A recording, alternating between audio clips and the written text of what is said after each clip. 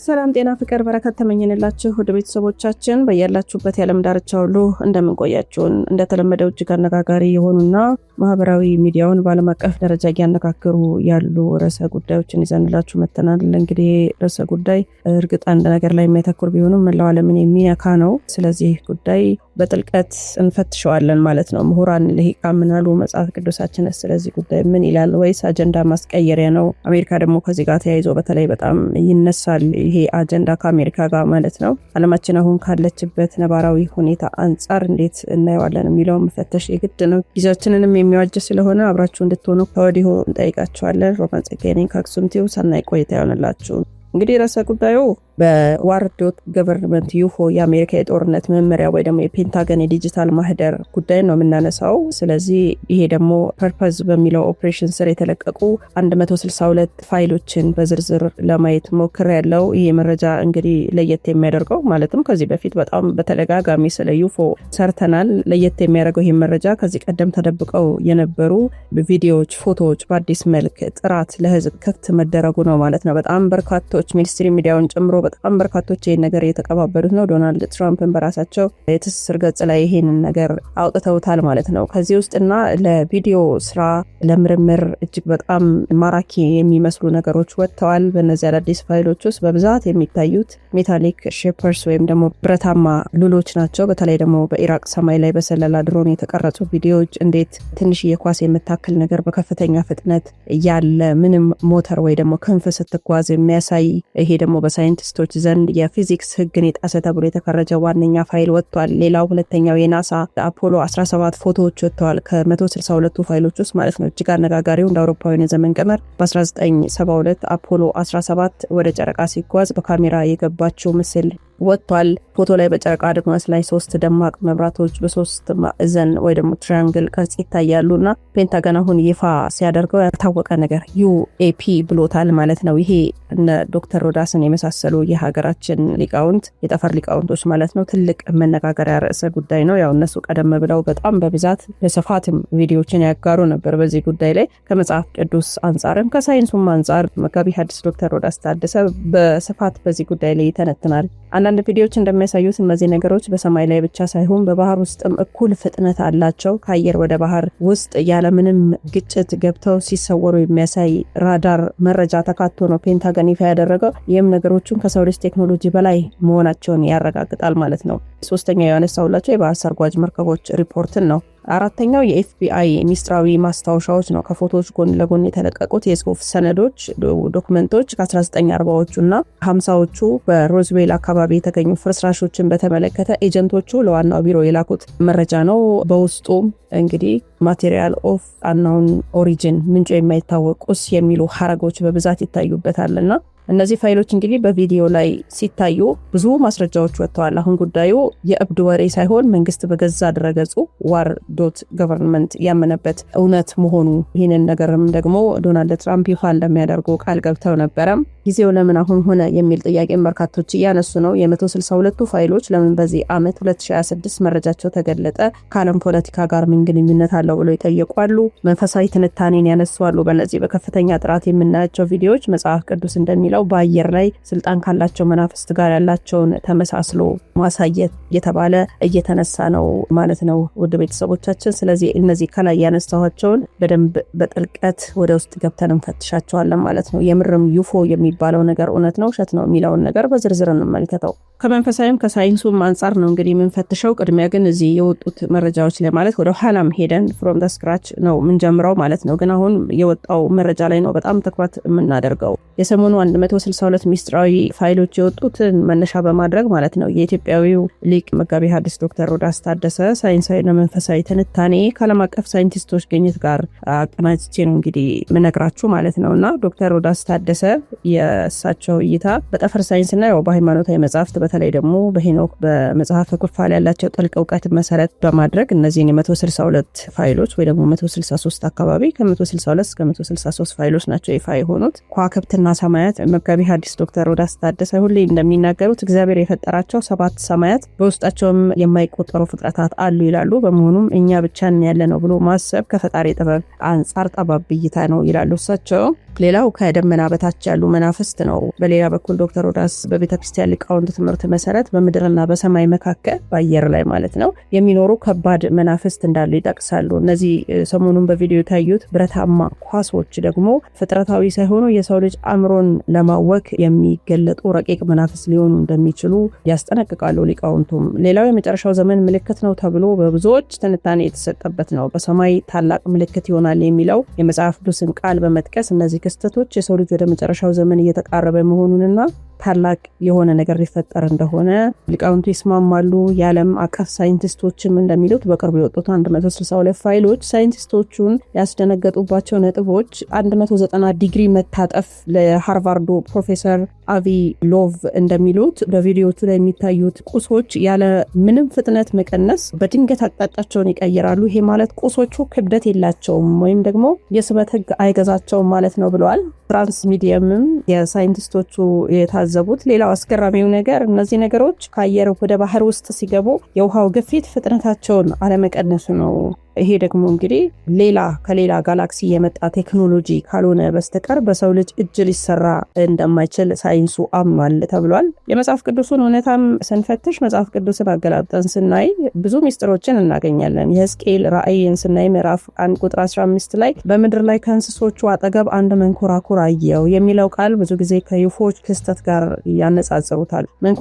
በመንኮራኩር ውስጥ ያለ መንኮራኩር መምሰሉ አሁን ፔንታገን ይፋ ካደረጋቸው የኳስ የሚመስሉ ምስሎች ጋር በእጅጉ የሚመሳሰል ነው ማለት ነው። ሌላው የኤፌሶን መልእክት ነው 6:12 ላይ መጋደላችን በአየር ላይ ካሉ ከክፋት መንፈሳውያን ሰራዊት ጋር ነው ይላል። ይሄ ጥቅስ አሁን በሰማያችን ላይ ለሚታዩት ያልታወቁ ክስተቶች መንፈሳዊ ትርጉም ይሰጣል ነው እያሉ ያሉት ሳይንሱ። ዩፎ የሚለውን መጽሐፍ ቅዱስ የአየር ላይ የክፋት መናፍስት ሊለው ይችላል ማለት ነው። እንግዲህ ፔንታገን በዋር ዶት ገቨርንመንት በኩል የለቀቃቸው 162 ፋይሎች አንድ እውነት በግልጽ ያሳያሉ። እኛ የማናውቀው ሌላ ኃይል በሰማያችን ላይ የተንቀሳቀሰ ነው። እንግዲህ ይሄ ኃይል ምንድን ነው? እንደ መጋቢ ሐዲስ ዶክተር ሮዳስ ታደሰ ያሉ ሊቃውንት እንደሚሉት የመንፈሳዊው ዓለም ነጸብራቅ ነው ወይስ ሳይንቲስቶች እንደሚሉት ደግሞ ከሌላ ፕላኔት የመጣ ቴክኖሎጂ ነው?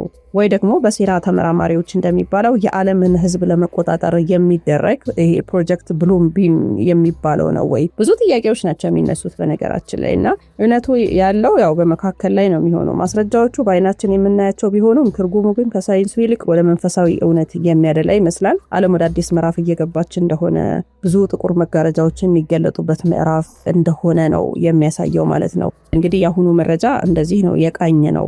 ስለዚህ ወደ ኋላም ተመልሰን ደግሞ እናየዋለን ማለት ነው። የአሜሪካው መከላከያ ሚኒስትር ፔንታገን ሰሞኑን ይፋ ያደረገው ሪፖርት አሁን እያነሳ ነው ያለው ርዕሰ ጉዳይ በዋናነት ከመሬት ውጭ ባሉ አካላት ኤሊያንስ እና በበረራ ላይ በሚታዩ ያልታወቁ ክስተቶች እንግዲህ ብዙ ጊዜ ስሙን ይቀያየሩታል። UAPS ብለውታል፣ አሁን ዩፎስ ይሉታል። በእነዚህ ዙሪያ የሚነሱ ጥርጣሬዎችን የሚዳስስ መረጃ ነው ይፋ ያደረገው ማለት ነው። የፔንታገን የቅርብ ጊዜ ሪፖርቶችን ገብታችሁ ማየት ትችላላችሁ። መረጃዎች በይፋ በቪዲዮ ተደግፈው ነው የወጡት ማለት ነው ወደ ቤተሰቦቻችን። ስለዚህ የራስ ጉዳይ በአሁኑ ሰዓት በከፍተኛ ሁኔታ ዓለምን እያነጋገረ ያለ ታላቅ ሚስጥር ነው ማለት ነውና እኛ ሳይንሱ ምን ይላል፣ ሴራው ኮንስፓይሬሲ ምን ይላል፣ መንፈሳዊ እይታስ ደግሞ እርስ በርስ የሚጋጩ ቢመስሉም በጥልቀት ሲመረመሩ ግን የሚገናኙባቸው ነጥቦች እንዳሉም ደግሞ ልብ ልንል ይገባል። ለምሳሌ የሳይንሱና የፔንታገኑን እውነት ስናይ ሳይንቲስቶችና ወታደራዊ ተመራማሪዎች አሁን ላይ ጉዳዩን ተረት ከመሰኘት አውጥተው ወደ ብሔራዊ የደህንነት ስጋት ቀይረውታል ማለት ነው። ተጨባጭ ማስረጃ አድርገው ደግሞ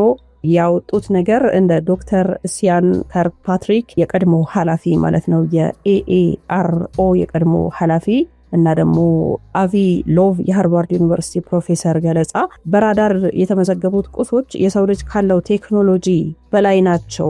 ያለ ክንፍ መብረር፣ በቅስፈት ፍጥነትን መጨመር እና ከከባቢ አየር ወደ ውቅያኖስ ውስጥ ያለምንም ግጭት መግባት መቻላቸው ፊዚክስን የሚገዳደሩ ያደርጋቸዋል ይላሉ።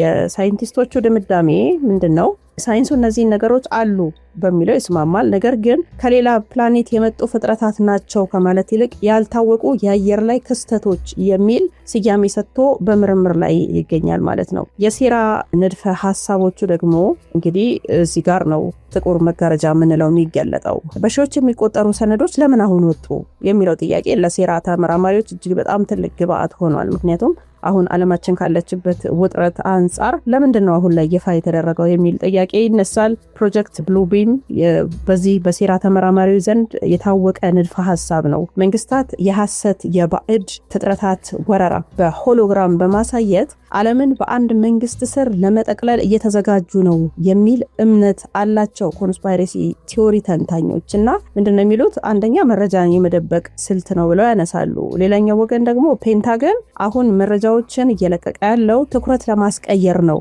ይባላል ማለት ነው። ማለትም ይሄ ማለት ነው የዓለም ፖለቲካ ውጥረት፣ ኢኮኖሚና ጦርነቶች በረገቡ ቁጥር ዩፎ የሚለው ወሬ ትኩረት ለመሳብ ይለቀቃል። ብዙ ጊዜ እነዚህ ነገሮች የሚነሱት ዓለም በጣም በተጨነቀች በተወጠረች ጊዜ ነውና ትኩረትን ማስቀየሻ ነው ብለውም ያነሱታል። መንፈሳዊ የመጽሐፍ ቅዱስን እይታም ከላይ እንዳየ ነው። በዚህ ረገድ እነ መጋቢ ሐዲስ ዶክተር ሮዳስ ታደሰ እንዲሁም ሌሎች ምሁራንም ሌሎች ሊቃውንቶቻችንም የሀገራችን ሊቃውንትና ዓለም አቀፍ ሃይማኖት ምሁራንም ጥልቅ ትንታኔ ያላቸው በዚህ ጉዳይ ላይ ለምሳሌ የመጋቢ ሐዲስ ዶክተር ሮዳስ ታደሰን እይታ ብናየው ዶክተር ሮዳስ ከከዋክብትና ሰማያት በሚለው ምርምራቸው መጽሐፍ ቅዱስ በአባቴ መኖሪያ ቤት አለ እንዳለው በቅዱስ ዮሐንስ ምዕራፍ 14 ቁጥር 2 ላይ እግዚአብሔር በሌሎች ዓለማት ፍጥረታትን የመፍጠር ጥበብ እንዳለው ይገልጻል። ነገር ግን እነዚህ አሁን የሚታዩ ዩፎዎች ሰላማዊ ፍጥረታት ናቸው ወይስ ሌላ የሚለው ደግሞ ጥንቃቄ ማድረግ አለብን ማለት ነው። ጥሩ ናቸው መጥፎ ናቸው ማለት ላይ የተደረሰበት እስካሁን ድረስ ሳይንቲስቱም ሊቃውንቱም ጥሩ ናቸው ወይስ መጥፎ ናቸው የሚለውን እስካሁን ድረስ ይፋ አላደረጉ ማለት ነው።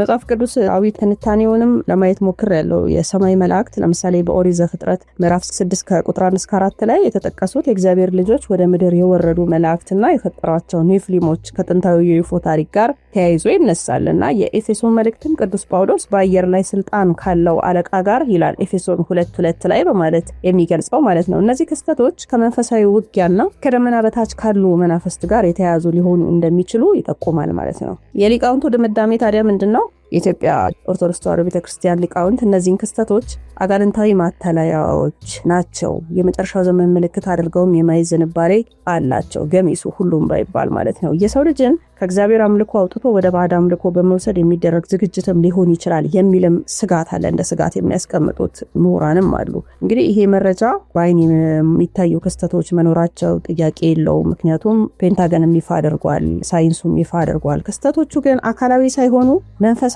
ልዩ ተፈጥሮ ያላቸው ሊሆኑ ይችላሉ፣ መጽሐፍ ቅዱስና ሊቃውንቱ እንደሚሉት ማለት ነው። ሌላው ጊዜው ለምንድን ነው ይሄ ጊዜ የተመረጠው? ነው የፖለቲካ ተልዕኮ ሊኖረው ይችላል ይላል ኮንስፓይሬሲው ደግሞ። ስለዚህ እነዚህን እንግዲህ ጠቃሚ ነጥቦች ነው እኛ የነገርናችሁ። እናንተ ደግሞ በጥልቀት ገብታችሁ የተለቀቁትንም ቪዲዮ ማየት ትችላላችሁ።